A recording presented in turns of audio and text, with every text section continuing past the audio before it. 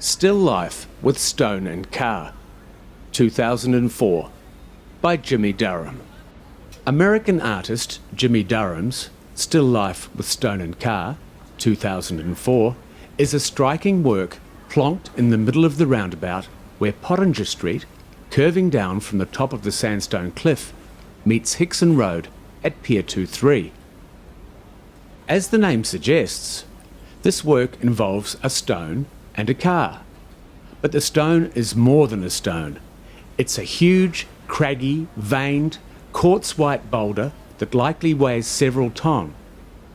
At 1.5 metres high and nearly 2 metres wide, it lies embedded in the battered red hatchback that it has crushed.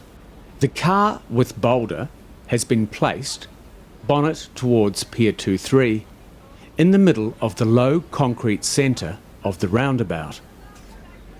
On the Harbour Bridge side of the boulder, two black and white cartoon-like eyes, a pinkish mouth, and a couple of crooked brown eyebrows have been painted in strategic spots to make a giant face.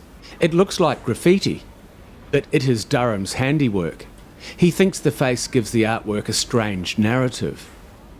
The eyes are painted in two rough indentations towards the top of the boulder, and the mouth has been placed just below a lump that could be a nose.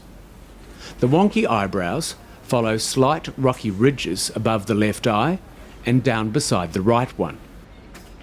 The car itself gives the impression of a hard life. It's a 1999 Ford Festiva, but this is difficult to discern. The front grille is missing, as are the number plates and any chrome feature strips or bits that might help identify it. The postbox red Duco is dull and crumpled. The artwork began life as a kind of performance piece for the 2004 Biennale of Sydney. Durham chose a car from the second-hand car yards along Parramatta Road with two criteria. It had to be red, and it had to be just the right size for the boulder. And then, on the forecourt of the Sydney Opera House, he dropped the rock on the car. Durham says that this piece, like most of his recent work, is concerned with monuments and monumentality, but also with nature, that implacable hard stuff. In the first instance, I am using the stone as a tool to change the shape of an object. But I also, as usual, want to make stone more light, more movable, even if it's in a fairly horrible way, like a road accident.